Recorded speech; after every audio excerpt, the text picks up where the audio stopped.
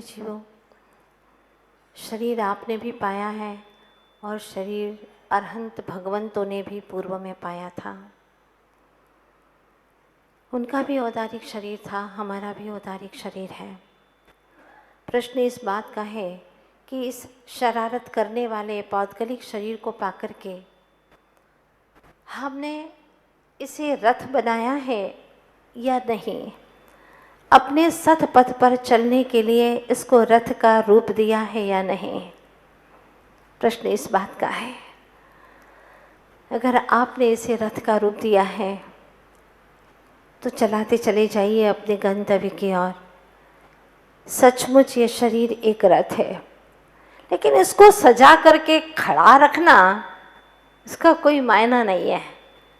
रथ है, उसको सजा करके, बहुत अच्छा सजा करके एक स्थान पर खड़ा कर दिया, क्या औचित्य है उसका? मतलब आप उसको सजा करके ठहरे हुए हैं, मोक्ष के मंजिल की ओर कदम नहीं बढ़ा रहे हैं, तो यह रथ का सजाना बेकार है। सजा ही है यह रथ के लिए, सजा ही है सजाना। तो फिर हमको इसको चलाना शुरू कर दे। भाई ऐसा भी नहीं कि अब चलाना ही है तो ऊबड़ खाबड़ कहीं पर भी ऊपर नीचे चला करके इसके पहिए तोड़ दो और उसकी दशा बिगाड़ दो, इसका भी कोई मायना नहीं है, ध्यान रखना। तो फिर क्या करें? नहीं, चलाना है तो चला रहे ना, चला तो रहे हो, लेकिन हिसाब से चलाओ, विवेक से चलाओ, सावधानी से। और जहां तुम्हारा गंतव्य है, लक्ष्य है तुम्हारा, उसी पथ पर चलाओगे तो रथ पाने की सार्थकता हो जाएगी। तो न ही उबड़ खाबड़ पर चलाओ और न ही सजाकर उसको खड़ा कर दो। तो क्या करो? जो हमारा लक्ष्य है वहां पर सहज भाव से, सावधानी पूर्वक उसको गति प्रदान करो। अगर आपने सही दिशा में गति प्रदान की है तो वही प्रगति बन जाती है, और विपरीत दिशा में गति प्रदान करते हैं तो वह उतना ही आपको लौटना पड़ेगा, थकान बढ़ेगी और वह चलना भी व्यर्थ हो जाएगा। आज तक यही किया इस शिव ने। अनंत बार चला तो है, लेकिन चलना मात्र उद्देश्य नहीं है, सही दिशा में चलना हमारा उद्देश्य है। सही दिशा में नहीं चलने से तो बेहतर है कि चलना ही नहीं, विपरीत दिशा में नहीं चलना। विपरीत दिशा में चलने से तो बेहतर है रुक जाना, कम से कम लौट करके तो नहीं आना पड़ेगा। आचार्य देव कहते हैं अज्ञान बहुत खतरनाक है। ज्ञान नहीं होना अच्छी बात है, कोई बात नहीं, किसी विषय का ज्ञान नहीं है तो चलेगा, पर विपरीत ज्ञान है तो बहुत दुखदाई है, ध्यान रखना। हाँ, और अगर आपको अज्ञान में भी, मिथ्या ज्ञान में भी सद्ज्ञान की भ्रमणा हो जाए तो और खतरनाक है। शत्रु इतना खतरनाक नहीं होता, किंतु शत्रु में मित्रता की जो आपकी विचारधारा है वो बहुत खतरनाक है।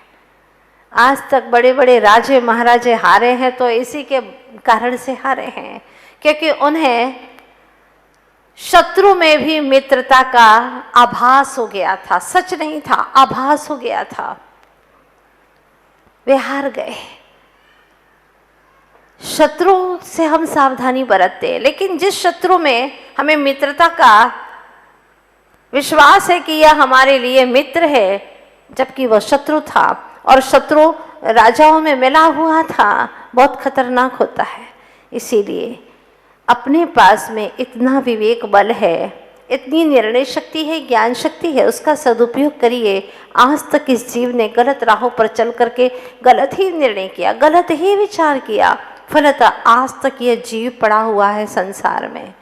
आचार्य भगवान कहते हैं कि जैसे अग्नि में उष्णता होती है, जैसे कि मिश्री में मिठास होती है, जिस प्रकार से आपने देखा होगा कि जल में शीतलता होती है, जिस प्रकार से हीरे माणिक मोती उनके अंदर, रत्नों के अंदर चमक हुआ करती है, उसमें किसी ने चमक भरी नहीं है। गन्ने में मिठास किसी ने भरी नहीं है, उसके स्वभाव से है। ठीक उसी प्रकार से ही चेतनात्मन तुझ में भी ज्ञान स्वभाव से है। तुझ में भी बल स्वभाव से है, तुझ में भी दर्शन की शक्ति स्वभाव से है। तो जो तेरे पास में बल है उसका सदुपयोग तुझे करना है।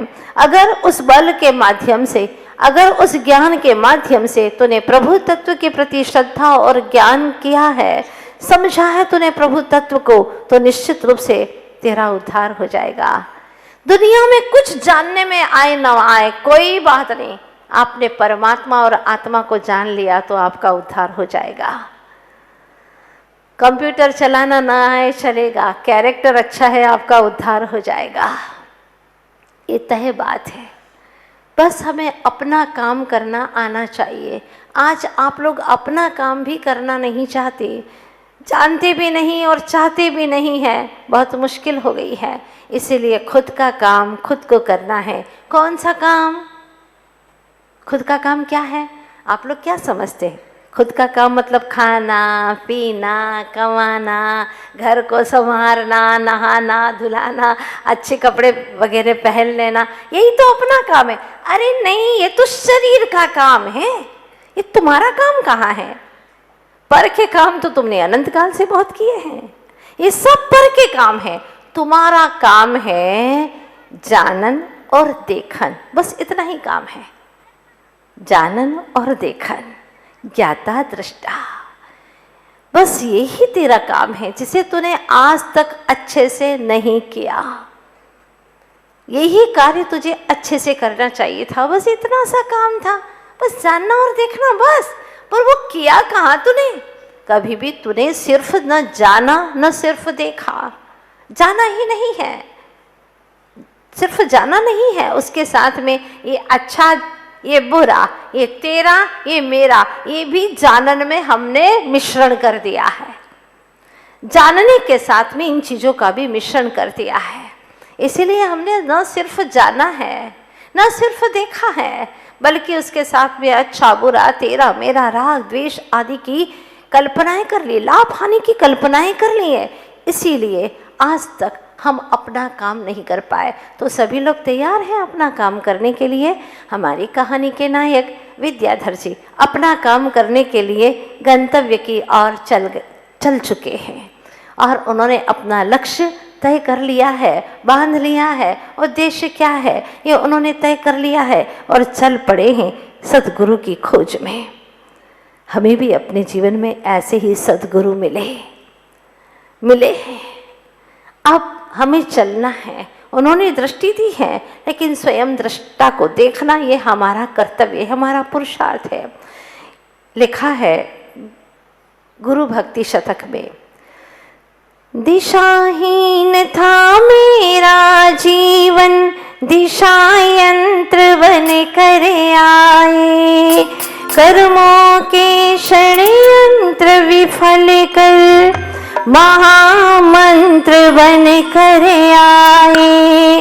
अद्भुत जादूगर हो गुरुवर, पापी को पावन करते, पतझड़ को भी स्नेह नीर से सिंचन कर सावन करते। दिशाहीन था मेरा जीवन, आप तो दिशा यंत्र बन करके आए हैं गुरुवर। अभी आप ब्रह्मचारी जी से सुन रहे थे कि न जाने कितने दिशाहीन जीवों को उन्होंने दिशाएं प्रदान की हैं। एक दो नहीं, क्या जेल सभी के लिए। उन्होंने तो पशु को भी परमेश्वर का राह और पथ दिखलाया है। बहुत सौभाग्यशाली हैं जिनका जन्म दिवस कल हम मनाएंगे और रविवार तक सारा कार्यक्रम देखेंगे। उस बालक का जन्म कैसे हुआ था, क्या किया उन्होंने अपने जीवन में। कभी कभी हम स्वयं कुछ नहीं समझ पाते हैं, तो किसी के जीवन को देख करके हम स्वयं भी अपने आप को समझ जाते हैं। जिन्होंने अपने जीवन में 11 गहने पहनने का तय कर लिया था और उन्होंने पहनना शुरू कर दिया था। हाँ, दिगंबर होने के लिए भी गहने पहनने पड़ते हैं और वो गहने बड़े अजूबे हैं। मस्तक का गहना है प्रभु को वंदना करना, कान का है, कर्ण कुहरों का गहना है जिनवाणी का श्रवण करना, नाक का है जैन धर्म की प्रभावना करना। यह है नाक की बात तो यह है कि हम जिन धर्म की प्रभावना ना कर सके, हमारे माध्यम से कभी भी जिन धर्म की अप्रभावना ना हो। कोई आपसे कह रहे तुम जैन हो, कैसे जैन हो, ऐसा आचरण है तुम्हारा, हाँ, कोई ऐसा ना कहे। जिन धर्म की प्रभाव ना हो, ये नाक का गहना है, तो मुंह का गहना है हमेशा सत्य वचन बोलना। आंख का गहना है लाज रखना, लज्जा बनाए रखना। गले का गहना है मधुर वाणी बोलना। तो दिल का है हमेशा गंभीर रखना, और गंभीरता अपने आप में बसाए रखना। किसी की बात हो तो उसको कहना नहीं, हाँ, अंदर में समाये रखना। ये दिल का आभूषण कहा गया है। पेट का है बात पचा लेना, हाँ, बाहर मत निकालना। भोजन तो पचाते हो, लेकिन पेट में किसी की बात भी पचा लेना। और हाथों का आभूषण कहा है दान देते रहना। और पैर का गहना बताया है कि नित्य धर्म स्थान पर जाते रहना, प्रभु के जनालय तक जाते रहना, तीर्थ वंदना करना। और शरीर का, समूचे शरीर का गहना है शील का पालन करना। अगर पुरुष हो तो एक पत्नी व्रत धारण करना, महिला है तो एक पति व्रत धारण करना। और सर्वश्रेष्ठ है अपने शील को आचरण में, अपने शीलाचरण को, शील का अर्थ ही वास्तव में सम्यक आचरण होता है, उसको ग्रहण करना। शील का अर्थ स्वभाव भी होता है। शील ये आत्मा का स्वभाव है। शील शब्द ही कितना अच्छा, अपने आप ही सुशील नारी कहते हैं, शीलवान नारी कहते हैं। अर्थात उसका मन काबू में है, नियंत्रण में है। कम से कम इतना अपने जीवन में हो जाए तो एक दिन अखंड ब्रह्मचर्य व्रत की भी प्राप्ति हो जाएगी। और जो अखंड ब्रह्मचर्य व्रत को धारण करता है वो अपने ही निज ब्रह्म में आचरण करता है। उसको अपने निज ब्रह्म से श्रेष्ठ कोई घर दिखता ही नहीं, उसी में लीन हो जाता है। और चल दिए हैं यहाँ पर हमारी इस ज्ञान धारा की कहानी में। बालक विद्याधर जी अब युवा हो गए हैं और घर बार को छोड़ करके निकल चुके हैं। देखते हैं अब क्या होता है। कल हमने शुरुआत ही की थी थोड़ी सी समय के लिए, और सोच रही थी कि महावीर आ चुके हैं और वह कह रहे हैं कि चलो घर में ही धर्म कर लेना, कोई रोकेगा नहीं तुम्हें। चलो, अब माता पिता की बुरी हालत हो रही है और बहनों के आंसू थम नहीं रहे हैं, माँ तो भोजन तक नहीं कर पा रही है, रात को सो नहीं पा रही है, चलो। लेकिन क्या होता है, वह कुछ बोलते नहीं हैं, मौन हो जाते हैं। दोनों ओर से चुप्पी थी, महावीर भी चुप हो गए कह करके, और बालक विद्याधर, जो युवा विद्याधर थे, वो भी चुप हो गए। तभी ज्ञान धारा की एक लहर बोली मंद स्वर में कि 3 प्रकार की होती है आंखें। कितनी प्रकार की? 3 प्रकार की होती है आंखें। पहली चर्म की आंख खुलती है जब, तब उसे उठना कहते हैं। पहली जब चर्म की आंख खुलती है जब, तब उसे उठना कहते हैं। दूसरी बुद्धि की आंख खुलती है जब, तब उसे समझना कहते हैं। जब बुद्धि की आंख खुलती है तो उसे समझना कहते हैं। और तीसरी ज्ञान की आंख खुलती है जब, तब उसे जागना कहते हैं। विशुद्ध भावों से, दृढ़ मनोबल से, आगम चक्षु के प्रभाव से खुल चुकी है तीसरी आंख जिनकी, वह तो मोह तमस से कैसे घिर सकता है। तीसरी आंख जिनकी खुल गई है, आगम चक्षु, वह महावीर जी की बातों में नहीं आ सकते। घर लौटने वाले हैं क्या? बोलिए नहीं। उदाहरण बताया था कि एक बार सूरज अपनी यात्रा पर निकल पड़ता है तो फिर वह लौट करके नहीं जाता। सही लक्ष्य ले संयमित चरणों वाला प्रलोभन के पथरीले पथ पर कैसे गिर सकता है? अर्थात नहीं गिर सकता। साहस पूर्वक करुणा भरी आवाज में कहने लगे महावीर, एक बार घर चल दो, अरे मुख खोलो और हाँ कह दो। गंभीरता से शांत स्वर में बोले, मेरे लक्ष्य में बाधक मत बनो, मुझे अपना कार्य करने तो माता पिता भाई बहन मिले अनंतों बार, नहीं मिला अब तक सिद्धों सा परिवार। जग से मिला अनेकों बार पर मिला कुछ नहीं, एक बार मिलने दो निज से फिर मिलने योग्य शेष रहेगा कुछ नहीं। महावीर से कहा ये परिवार तो अनंतों बार मिला है लेकिन सिद्धों सा परिवार नहीं मिला। जग से मिला अनेकों बार पर क्या मिला, एक बार मिलने दो निज से फिर दुनिया में मिलने योग्य कुछ भी रहने वाला नहीं है। पूछते हैं दूध से निकला नवनीत, दूध से निकला नवनीत पुनः दूध में कैसे समा सकता है कोई ऐसी फैक्ट्री, है कोई ऐसा यंत्र जो दूध से निकला हुआ नवनीत पुनः दूध में समा जाए? ऐसा हो सकता है क्या? नहीं। तर्क से निकला तीर पुनः उसी में कैसे जा सकता है? एक बार निकल चुका हूं मैं निज ग्रह की तलाश में, अब उस ग्रह जड़ ग्रह में आकर क्या मिल सकता है? क्या मिलेगा उस जड़ ग्रह के अंदर? अब मैं वयस्क हूँ, 20 वर्ष का हो चुका हूँ, यह मेरा सहज निर्णय है, कहकर इतना हुए मौन। अनेकों प्रश्न पूछने पर भी मौन धरे, कुछ न बोले। तब पहुंचकर आचार्य श्री के निकट आंसू बहाते हुए महावीर कहने लगे। क्या कहते हैं महावीर महाराज से? विद्या का शरीर कृश हो चुका है महाराज, विद्या का शरीर कृश हो चुका है, कितने उपवास कर चुका है, इन्हें घर जाने की अनुमति दीजिए। विद्या को इशारा करते हुए कहने लगे आचार्य श्री अपने भाई की भावना रख लीजिए। महाराज भी तो परीक्षा कर रहे थे कि वो अपने भाई की बात रखते हैं या नहीं, वो क्यों कुछ कहे, उनकी परीक्षा करें कि तुम कितने मजबूत हो। कहा अपने भाई की भावना रख लीजिए। मतलब क्या था? घर लौटना है तो लौट जाइए। सुनते ही मौन खोल कर बोले, हे अशरणों के महाशरण, निराश्रयी के आश्रय धाम, निरालंबों के आलंबन, निवेदन है गुरुवर आपसे, नहीं जा सकता मैं घर, नहीं जा सकता मैं घर, मुझे व्रत प्रदान कीजिए। आया हूँ आपकी शरण, अब शरण में रख लीजिए। आपकी शरण में आया हूँ, मुझे अब अपनी शरण में रख लीजिए। आखिर विवश हो चुप हुए महावीर, तब प्रसन्न हो आचार्य श्री ने दिया आजीवन व्रत ब्रह्मचर्य। सच ही कहा है, गुरु की कृपा का प्रमाण नहीं मांगना। गुरु की कृपा का कोई प्रमाण नहीं होता, कोई प्रूफ नहीं होता। वो कब कैसी करुणा करते हैं। अगर ये सुना था तो कई लोग समझेंगे कि महाराज भी कह रहे हैं कि घर जाओ, अरे कृपा क्यों नहीं बरसा रहे। पर गुरु को पता है कि क्या होने वाला है, ये कितना मजबूत है।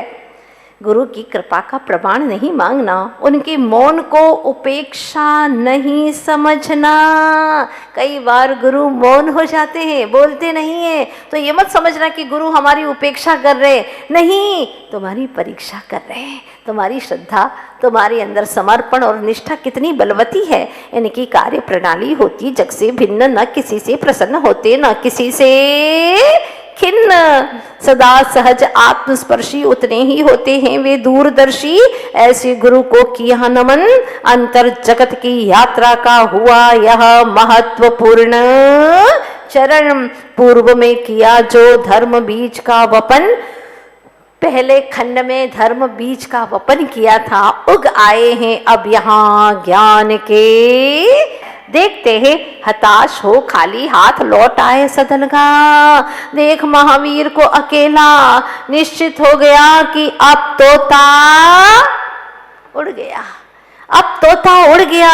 सारे गांव में पता, हाँ, सारे गांव में पता चल गया। अनेकों विचार मल्लप्पा जी के मन को कर देते विचलित। अब मल्लप्पा जी सोचते हैं काश कर देते विवाह तो यहीं रह जाते घर में निश्चित। किंतु उनकी इच्छा बिन कैसे था यह संभव? जबरदस्ती कोई शादी करा सकता है क्या? विचार सरिता में डूबते तैरते सोचते कि व्यापार में लगा देता तो मन रम जाता। फिर विचारते कि मन ही यहाँ नहीं तो कैसे रम पाता। जब मन ही नहीं था यहाँ तो मन कैसे रम पाता। 9 वर्ष की उम्र में ही अकलंक निकलंकी करते थे चर्चा, गुफाओं में बैठकर करते थे आत्म अर्चा, गहरी वापी में बैठे रहते ध्यान लगाकर, समुचित रस पीते थे अद्भुत सधाकर। पूछता कोई कि दूर कितना है घर से मंदिर, तो अन्य जन कह देते फल्लांग भर। अन्य लोग क्या बताते कि फल्लांग भर है, पर इनका उत्तर था भिन्न। कहते वह पढ़ो 27 बार मंत्र नमोकार, आ जाता मंदिर का द्वार। जिसके घर में है नमोकार ही नमोकार, वो उन्हीं की करेगा ना बात।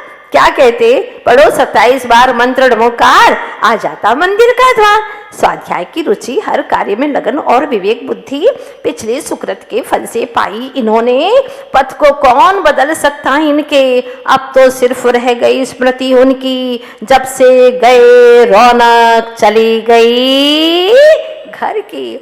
उधर विद्याधर की रुचि संयम में गहराने लगी, तब त्याग की भावना अंतस में अंकुराने लगी। अपने परिणामों को व्यवस्थित रखते हुए संघ की व्यवस्था देखना, उत्साह पूर्वक धर्म की क्रिया करना, तनिक भी प्रमाद नहीं करना, सादा जीवन उच्च विचार की उक्ति मानो विद्याधर के जीवन को देखकर ही विद्वानों ने गढ़ी। लक्ष्य उन्नत है, भाग्य समुन्नत है, तभी विद्वानों ने यह बात कही, उन्नतम मानसम यस्य भाग्यम तस्य समुन्नतम।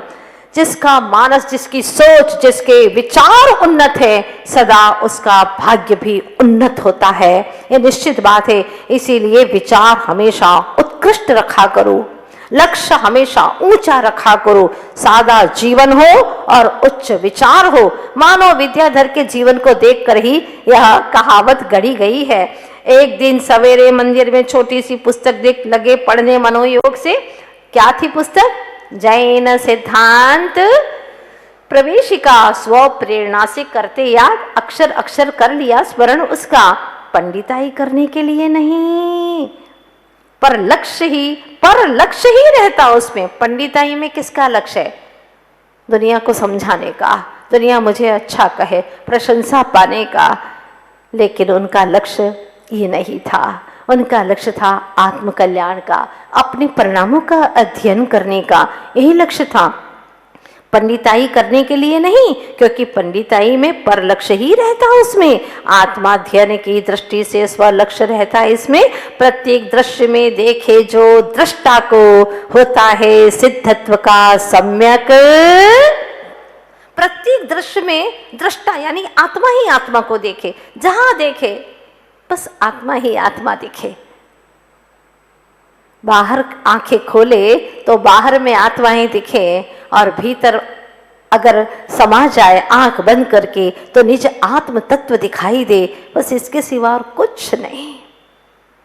यही जीवन का सार है। काश ऐसा क्षण आपके जीवन में भी आए कि आंखें खोले तो हर आत्माओं में आपको परमात्मा नजर आए, और आंख बंद करे तो भावी परमात्मा निज आत्मा दिखाई दे। ऐसा क्षण हो। देखते हैं अब क्या होता है। मंदिर से आते हुए देखी छात्रों की रैली। 26 जनवरी है आज। देखकर छात्रों की देशभक्ति भक्ति की लहर उठी उनके भी मानस में। चल रहे जो सीना तान कर एक सी पोशाकों में सिर ऊंचा कर। देख रहे हैं आप लोग रैली बच्चों की। कौन सा दिन है?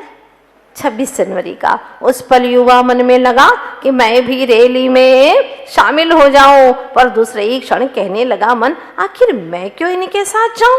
इन्हें तो है केवल एक देश की भक्ति, एक भारत देश की ही भक्ति है इन्हें तो, और मुझ में है असंख्य आत्म प्रदेशों की भक्ति। उनको तो सिर्फ एक ही देश के प्रति भक्ति है, और मुझे असंख्य आत्म प्रदेशों की भक्ति, अनंत सिद्धों की भक्ति, जिससे बाह्य में भी होती है अनेक जीवों की रक्षा। जो अनंत सिद्धों की भक्ति करता है और असंख्य आत्म प्रदेशों की भक्ति करता है, इससे बाह्य में भी बाहर में भी जीवों की रक्षा होती है। फिर वह पशु हो या मानव, देव हो या दानव, सभी के प्रति रहती आत्म भावना। विश्व का हर जीव रहे सुखी, कोई न रहे किंचित भी दुखी, यही तो कहती जिनवाणी। इस तरह विचारते विचारते विचारते बारी बारी से हर छात्र को निहारते निहारते आ गए संत भवन।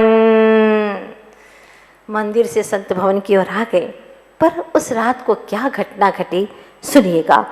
उसी रात एक घटना घटी भयंकर, जहां विराजे हैं आचार्य श्री देशभूषण जी यतिवर, वहीं सब भागे जा रहे हैं, वहीं सब भागे जा रहे हैं।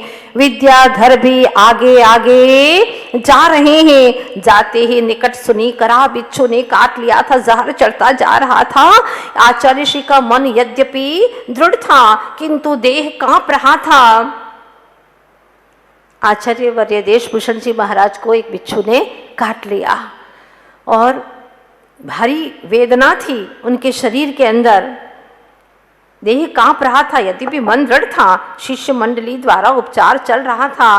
कुछ औषधि जो आवश्यक थी, किंतु वह पहाड़ी पर नहीं, कहाँ थी, तलहटी पर थी।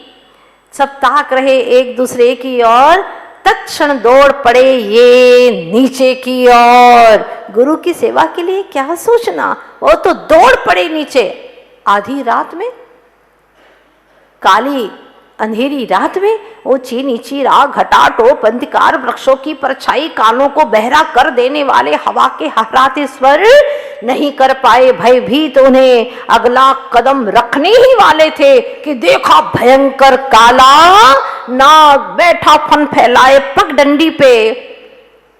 फिर भी भयभीत हुए बिना, विवेक खोए बिना, गुरु के प्रति भक्ति श्रद्धा समर्पण में बना दिया उन्हें निर्भय। शीघ्र ही औषध लाना अनिवार्य है यह कार्य।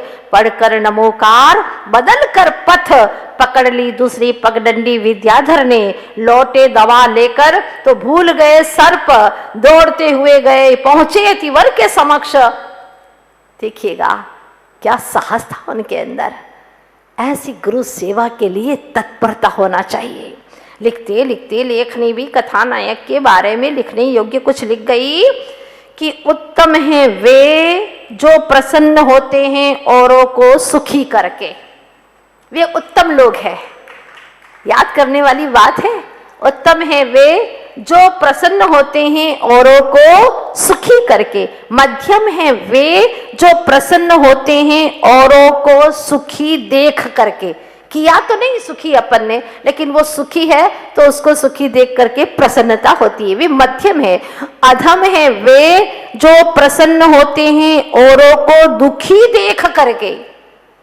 ये दुखी रहे उसको देख करके प्रसन्न होते, वे अधम है। और अधमाधम है वे जो प्रसन्न होते हैं औरों को दुखी करके।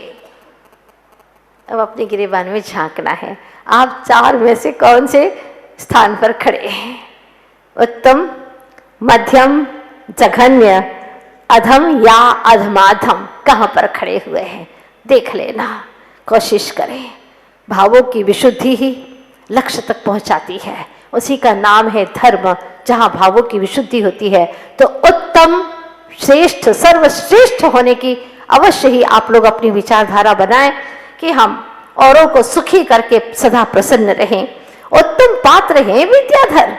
हाँ, हमारे कथा नायक विद्याधर उत्तम पात्र हैं जो गुरु के लिए जीते हैं, गुरु रक्षाहित प्राण त्यागने को भी सदा तत्पर रहते हैं। जो सर्प आकर्षित होता है बीन से, बीन बजती है और सर्प आकर्षित हो जाता है। जो अली यानी भंवरा आकर्षित होता है, जरा जोर से बोलिएगा, जो अली आकर्षित होता है, जो चातक आकर्षित होता है, स्वाति नक्षत्र से ज्यों पतंगा आकर्षित होता है दीपक से, ज्यों लोहा आकर्षित होता है चुंबक से, ज्यों कोकिला यानी कोयल आकर्षित होती है आम्र मंजरी से ज्यों मयूरी आकर्षित होती है जल भरी बदली से, त्यों विद्याधर आकर्षित थे, आनंदित थे गुरुवर की सेवा से। ऐसी गुरु की सेवा, रात में भी उन्होंने अपनी परवाह नहीं की, बस गुरु मेरे स्वस्थ रहे, न धर्मो धार्मिक ही बिना। अगर धार्मिक ही नहीं होगा तो धर्म कैसे रहेगा। धन्य है भक्ति के पुट से भरी औषधि लेप करते ही मुनीषी की पीड़ा शांत हो गई। जब गुरु को सर्प की बात ज्ञात हुई तब उनकी कर्मठता, निर्भयता, नैतिकता और सरलता से प्रभावित हो संग समूचा करने लगा भूरी भूरी प्रशंसा। काश हर युवक हो ऐसा, कैसा विद्याधर के जैसा। वो कैसे थे विद्याधर, क्या हुआ था, कैसी थी उनकी जन्म की कहानी, आप लोग सुनेंगे पूरी जीवन की गाथा को। आज तो हम चल रहे हैं, बस आज इतना ही।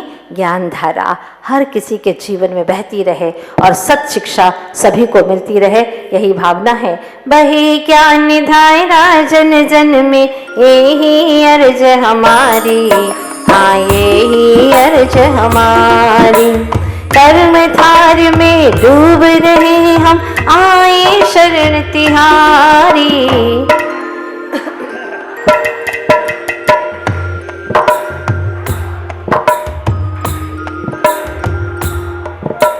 सम्यक बीजवपन कर, ज्ञानांकुर प्रगटाया, चरित पौध पर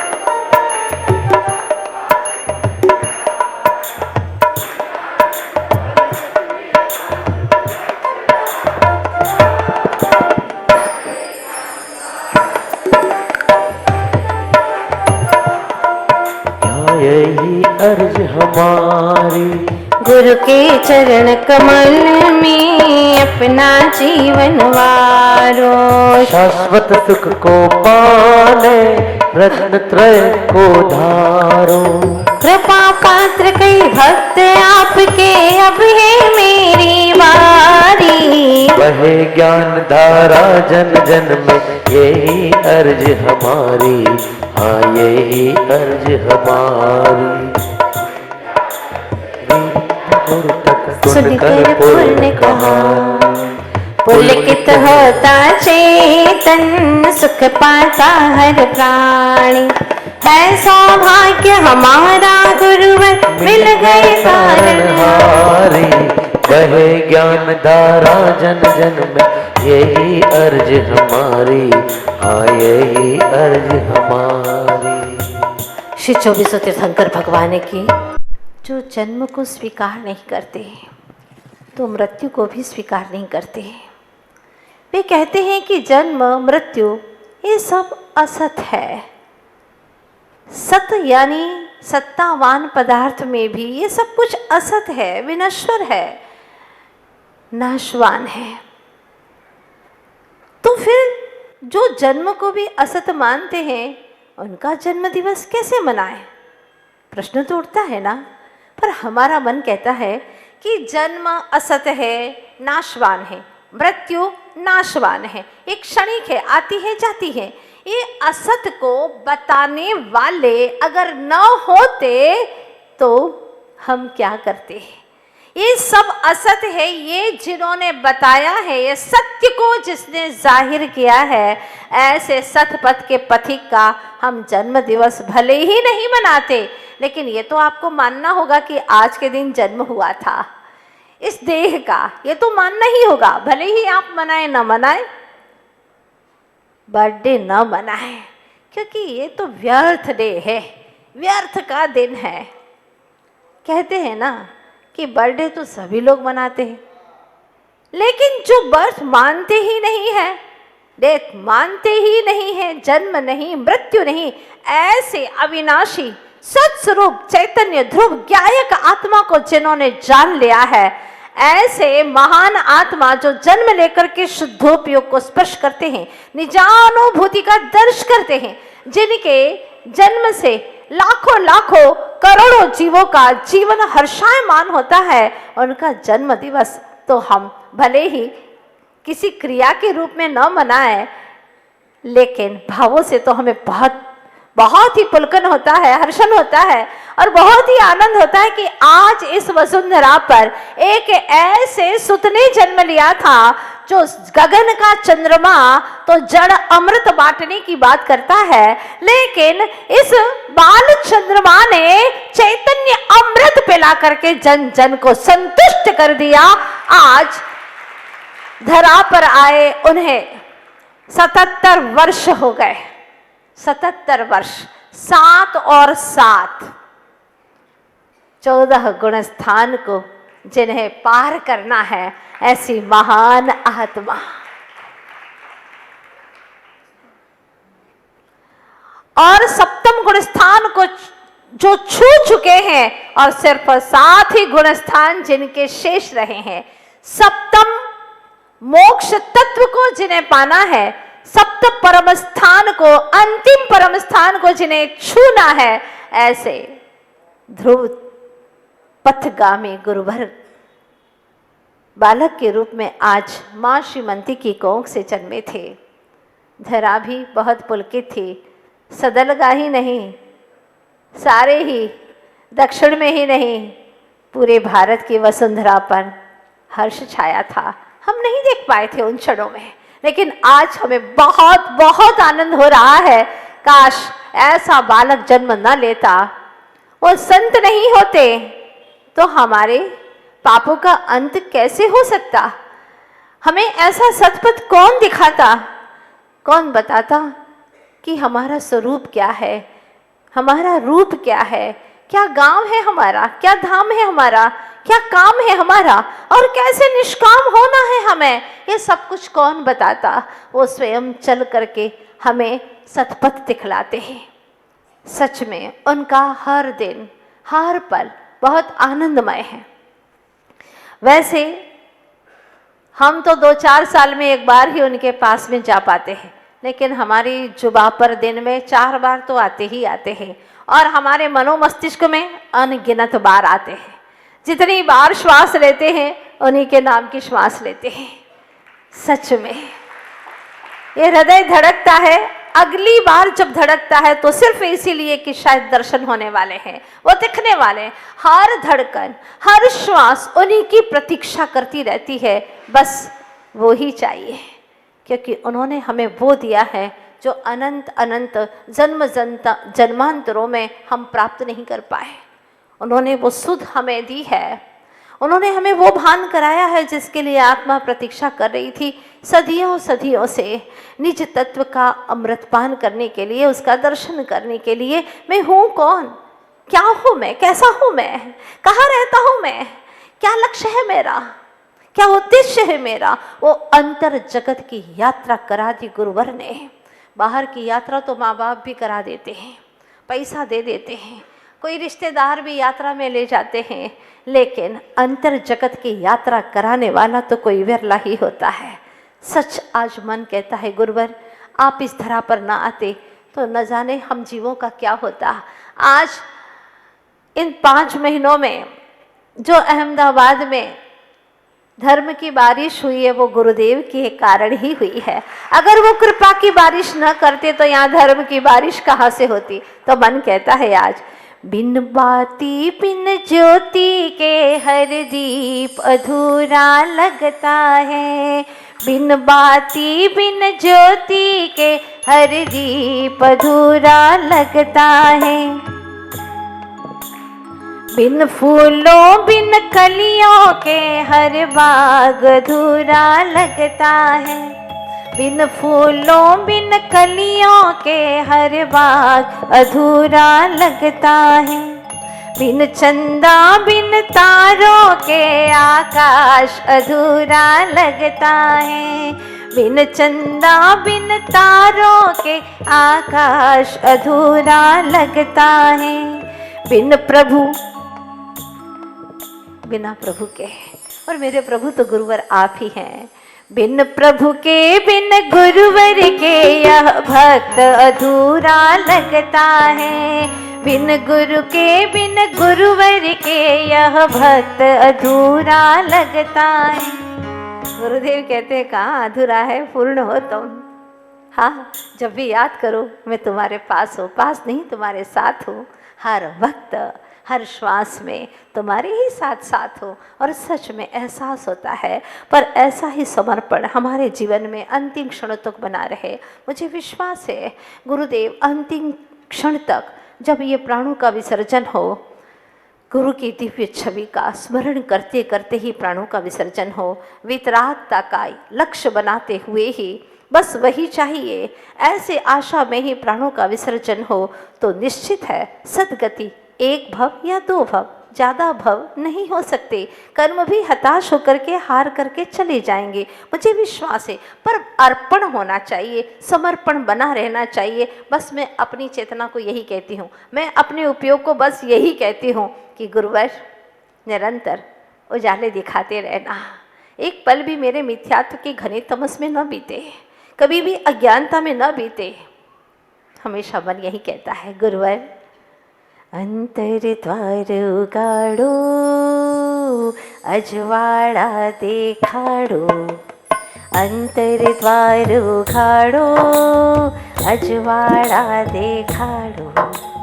बस गुरुवर अंतर द्वार आप खुले ही रखना। हाँ, मेरे अंतर द्वार को भी आप ही खोल सकते हैं, ताकि मैं अपने भावी परमात्मा का, भावी भगवान आत्मा का दर्शन कर सकूं। और जब भावी भगवान आत्मा का दर्शन हो जाता है तो दुनिया को क्या देखूं? आपको देखती हूँ तो मुझे मेरी भावी भगवान आत्मा दिखती है, आपकी वीतराग छवि को देखो तो मेरी अंतर स्वरूप की छवि दिखाई देती है।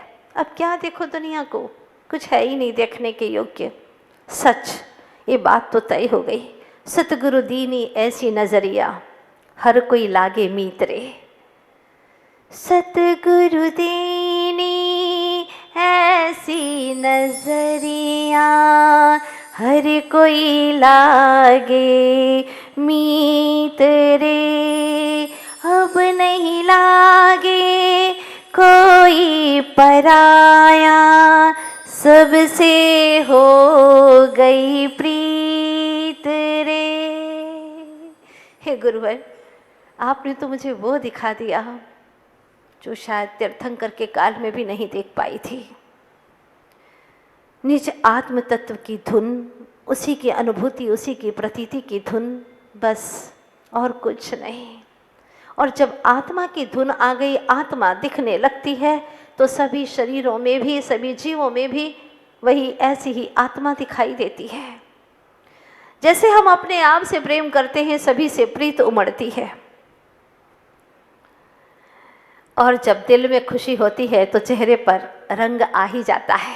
कहते हैं ना, दिल में खुशी होती है तो चेहरे पर रंग आ ही जाता है, चाहे शरीर कितना भी अस्वस्थ हो, कोई फर्क नहीं पड़ता। और मिले गुरु का सत्संग तो जीने का ढंग आ ही जाता है। मिले गुरु का सत्संग तो जीने का ढंग आ ही जाता है। बस ऐसा ही किया गुरुदेव ने। वो कहते हैं मैंने कुछ नहीं किया, यही तो जादू किया, कुछ ना कहकर करके आपने सब कुछ कर दिया। कैसा होता है? मैंने सुना था गुरु के पास उस शिष्य ने सब कुछ सीखा, जो गुरु के पास में था, जो गुरु को आता था, वो सब कुछ सिखा दिया। शिष्य को अहंकार आ गया, उसने गुरु को धोखा देना चाहा। उसके भीतर में दार्शनिक होने की धुन थी, और मैं सबसे बड़ा, गुरु से भी मेरे नाम, मेरी प्रसिद्धि, मेरी कीर्ति बढ़ती चली जाए। लेकिन उस मूर्ख को ये पता नहीं था कि गुरु से आप शब्द सीख सकते हैं, भाषाएं सीख सकते हैं, ग्रंथ का ज्ञान सीख सकते हैं, पर गुरु के अनुभूति की तरंग शब्दों के माध्यम से नहीं आ सकती। ध्यान रखना, गुरु जैसी अनुभूति की तरंग तो तभी आ सकती है जब ऐसे ही महान गुरु बन जाओ। और हमारे गुरु तो ऐसे ही है, चाहे लाख उनकी कोई निंदा करे, चाहे लाख उनके लिए कोई कटु करे, कैसा कटु बर्ताव करे, लेकिन वो तो ऐसे अपने आप को तैयार कर चुके हैं कि चाहे कुछ भी करे मेरे विपरीत, मेरे बारे में, मेरे प्रतिकूल में कुछ भी करता रहे, पर मेरे तो स्वभाव के अनुकूल ही मैं रहता हूं सदा। मैं अपने स्वभाव के सदा अनुकूल रहता हूं, उन्हें कोई फर्क नहीं पड़ता। चाहे कोई अपना बन करके राग करने के लिए आए या पराया होकर के द्वेष करने के लिए आए, उन्हें कोई फर्क नहीं पड़ता। उन्होंने अपने आप को वितराग स्वरूप से इतना कवर्ड करके रखा है, इतना सुरक्षित करके रखा है कि उनके ऊपर जैसे कोई आवाज पहुंचती ही नहीं, जैसे कोई तरंग जाती ही नहीं। हाँ, हमारी कहानी के गुरु भी ऐसे ही थे, कोई फर्क नहीं पड़ा। और उसका मैं बढ़ता गया, मैं, क्योंकि शब्दों के माध्यम से पुण्य का करार था, पुण्य तीव्रता से उसके जीवन में उदित हो रहा था। तो उसने जगह जगह विजय हासिल की, कई पंडितों को हरा दिया। और अब एक बहुत बड़ा पंडित था, गुरु के समकक्ष पंडित था। जब वो सामने आया, उसको ललकारा उसने, शिष्य ने, और कहा मैं तुमसे वाद विवाद करना चाहता हूं। ठीक है, वाद विवाद शुरू हुआ। पुण्य का बहुत प्रबल उदय था, उसने उस बड़े पंडित को भी हरा दिया। अब वो प्रतीक्षा कर रहा था कि गुरु मेरी तारीफ करे, मेरे लिए प्रशंसा के शब्द उभारे, कहें। लेकिन गुरु चाहते थे कि तेरा मैं मिटे और तेरा स्वरूप उभरे, पर उसका मैं मिटा नहीं। वो सोचता रहा कि गुरु मेरी तारीफ करेंगे, मैंने इतनी बड़ी जंग जीती है।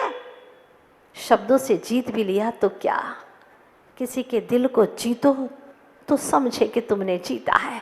और जो दूसरों के दिलों को जीतता है वही कर्मों को जीत पाता है, ये तय बात है। जिसे हम जिन कहते हैं, जो अष्ट कर्मों को जीते सो जिन है, जो कषायों को जीते वो जिन है, जिनेंद्र भगवान है वहां। गुरु ने कुछ नहीं कहा। पंडित जी के जाने के बाद में वह गुरु के पास में जाता है। गरम गरम लोहे पर अगर चोट कर दी जाए तो उसका आकार बनाया जा सकता है, ऐसा ही हुआ। वह गुरु के पास खुद चल करके गया। जब गुरु ने कोई शब्द नहीं बोला, उसके भीतर में मान तिलमिला रहा था, अहंकार को चोट लग रही थी कि गुरु ने मेरे लिए कुछ भी नहीं कहा। पर गुरु सामान्य नहीं होते, वो बहुत विशेष होते हैं, भगवान के समतुल्य होते हैं। यहाँ तक कि भगवान तो मौन रहते हैं पर गुरु मुखर होते हैं।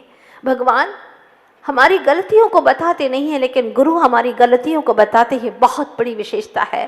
कोई तो हो जो हमारी गलतियों को बता सके, और जो हमारी गलतियों को बताते हैं वो हमारे लिए प्रणम्य होते हैं। अज्ञानी जीव अगर कोई गलती उसकी बताता है तो वो चिढ़ जाता है, वो उनके प्रति द्वेष करना शुरू कर देता है, उन्हें पराया समझता है। और जो थोथी बातें करके, चिकनी चुपड़ी बातें करके, माया जाल में, शब्दों की छली भाषा में अगर उसकी प्रशंसा करता है तो सोचता है कि ये ही तो मेरा है जो मेरी प्रशंसा करता है। कैसे समझाए उन्हें, बहुत मुश्किल है। संसार में ऐसे ही लोग बहुत मिल जाएंगे, पर दुर्लभ है वे जो स्वयं दुखी होकर के किसी की गलतियों को कहें, अपनी भी परवाह न करे कि वह मेरे प्रति द्वेष करेगा, वो मुझसे गलत व्यवहार करेगा, इसकी भी चिंता नहीं करते, पर उसको सुधारना चाहते हैं। इसी का नाम है गुरु। सारे जहां की जागीर नजर आते हैं, गुरु सारे जहां की जागीर नजर आते हैं, सारे भक्तों की तकदीर नजर आते हैं। जरा डूब कर देखो तो विद्या के सागर में, जरा डूब कर देखो तो विद्या के सागर में गुरुवर ही सच्चे महावीर नजर आते हैं, गुरुवर ही सच्चे महावीर नजर आते हैं। हमने देखा है गुरु चोट करते हैं, पर जहां खोट होती है वही चोट करते हैं, पर भीतर में प्रेम का, स्नेह का हाथ दे करके खोट पर चोट करते हैं ताकि वह सुधर जाए। गुरु का स्नेह अनंतात्मक होता है।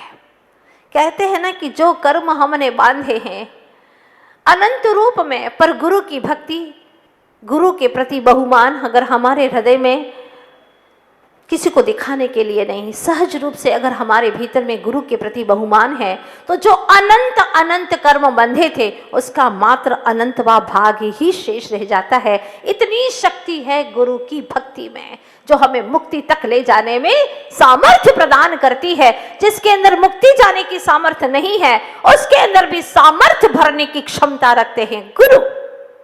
हाँ, और हमारे गुरु कोई सामान्य गुरु नहीं है, वो सिर्फ जैनों के गुरु नहीं है, जन जन के गुरु हैं, जिन्होंने पशुओं तक के लिए सेवा का भाव रखा, करुणा का भाव रखा। कई गौशालाएं खुलवा दी, लाखों लाखों गायों को अभयदान मिला उनके आशीर्वाद से।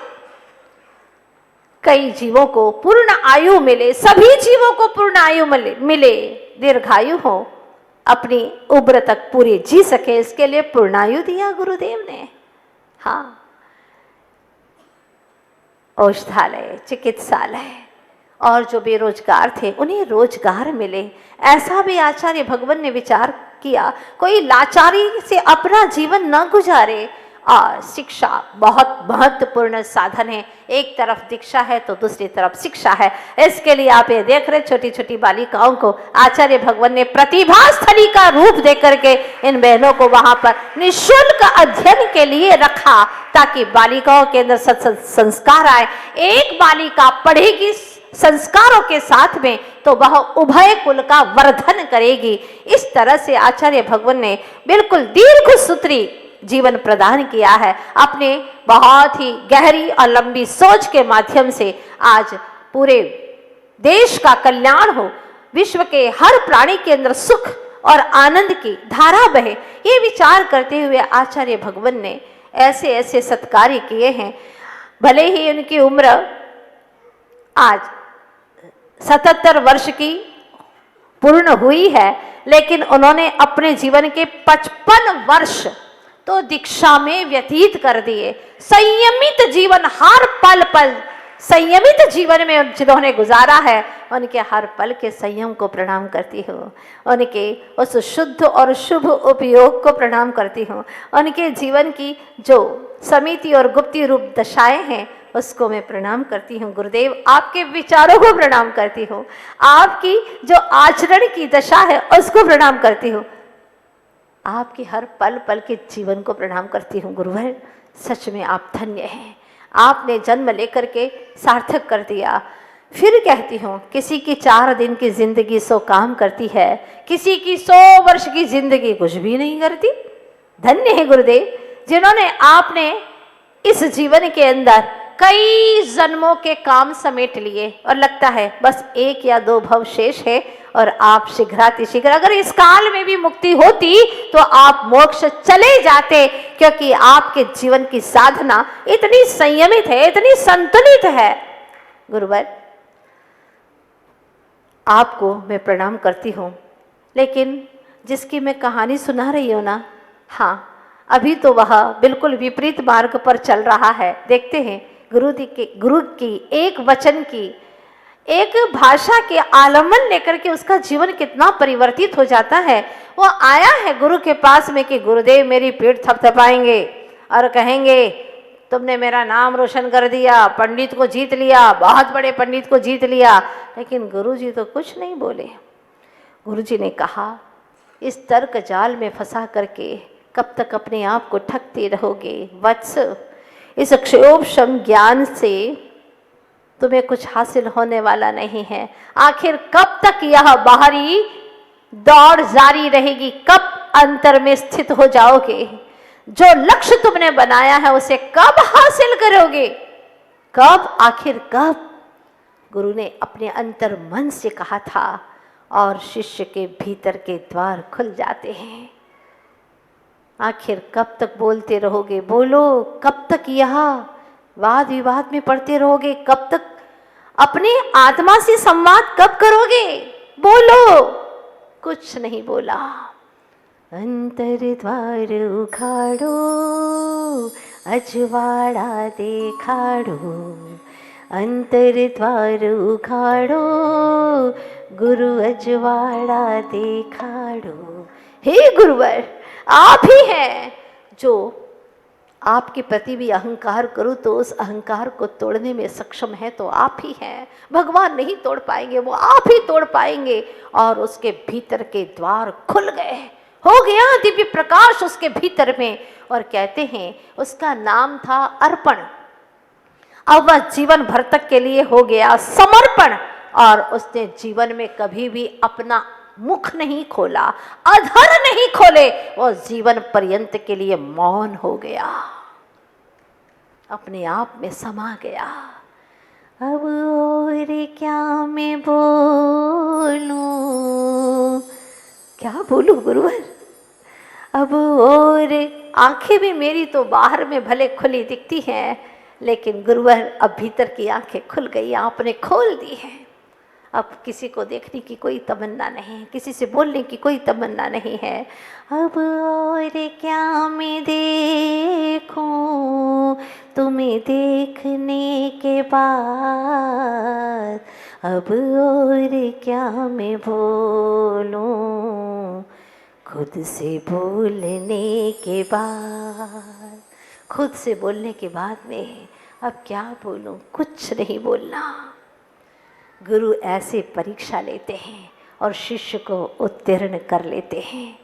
हाँ, गुरु ने कहा था तुम्हारी अंतिम परीक्षा में लूँगा, और 3 शिष्य एक साथ उत्तीर्ण हुए।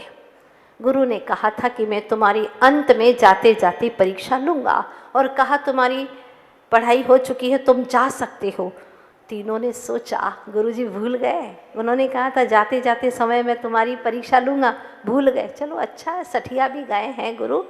हाँ, 2 ने इशारा किया, सठिया भी गए, भूल गए होंगे, जाने दो, अच्छी बात है ना।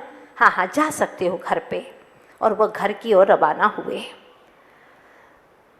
गुरुकुल से घर की ओर जा रहे थे, बीच में जंगल पड़ता था। जाते समय पर क्या होता है, जब वह सोचते हैं कि देखो गुरु ने कोई परीक्षा तो ली ही नहीं, भूल ही गए, अच्छा ही हुआ ना, हमें तो छुट्टी मिल गई। जब शाम को विदा कर दिया तो वो रास्ते में जा रहे थे, क्या देखा उन्होंने, जंगल के अंदर एक झाड़ी है और वहाँ पर बहुत सारे कांटे बिखरे हुए हैं। उसी गली से उनको गुजरना है, उसी छोटा सा रास्ता है, सकरा सा, उसी से उनको गुजरना है। पर कैसे गुजरे, झाड़ी है और कांटे बिखरे हुए हैं। एक ने सोचा, अरे गुरुजी क्या सोचते हैं, हाँ क्या सोचते हैं कि वो हमको फेल कर देंगे, इसीलिए उन्होंने कहा था कि जाते जाते समय परीक्षा ले लूँगा, कहीं फेल हो गए तो वापस हमको वहीं रखेंगे, यही सोच रहे थे। अरे आपस में बात कर रहे थे, गुरुजी खुद ही भूल गए, परीक्षा ले ही नहीं पाए। एक ने कहा देखो ये झाड़ी है और कांटे भी बिखरे, क्या करें। अरे मैं तो अभी छलांग लगा करके चला जाऊंगा, बहुत ताकत है मुझ में। और एक ने लगा दी छलांग। पहला छलांग लगा करके चला जाता है, तो दूसरा था वह दूसरे रास्ते से जाता है, बहुत लंबा रास्ता पार करके फिर जाता है। लेकिन तीसरा विद्यार्थी था, वो सारे कांटे जो थे उसको अपने दुपट्टे से अलग कर देता है और रास्ता साफ सुथरा कर देता है। आज मैं चलूँगा, कल और भी कोई चलेंगे, सबके लिए यह रास्ता अनुकूल है, शॉर्टकट है, कितना अच्छा होगा। और उसने स्वपरहित के लिए कांटों को साफ कर दिया। जैसे ही साफ किया और रास्ता पार किया, गुरुजी आ गए जहाँ पर तीनों मिले थे। जहाँ तीनों मिले थे वो पार करके वहां तक आया और दोनों वहां पर आए। गुरुजी ने कहा तुम दोनों की पढ़ाई अभी अधूरी है। पहला वह जिसने की झाड़ी को छलांग लगा करके पार कर लिया था, तुम तो कर गए, लेकिन और लोग कैसे करेंगे। तुमने सिर्फ अपने ही बारे में सोचा, औरों के बारे में नहीं सोचा। और दूसरा, उसने भी अपने ही बारे में सोचा, औरों के बारे में नहीं सोचा। लेकिन तीसरा विद्यार्थी, तुम्हारा अध्ययन पूर्ण हो गया है और तुम उत्तीर्ण हो गए हो, तुम घर जा सकते हो और तुम दोनों की पढ़ाई अविशेष है। गुरु ऐसी परीक्षा करते हैं, सब कुछ भावों के ऊपर डिपेंड करता है। बोलिए आचार्य गुरुवर श्री विद्यासागर जी महाराज की।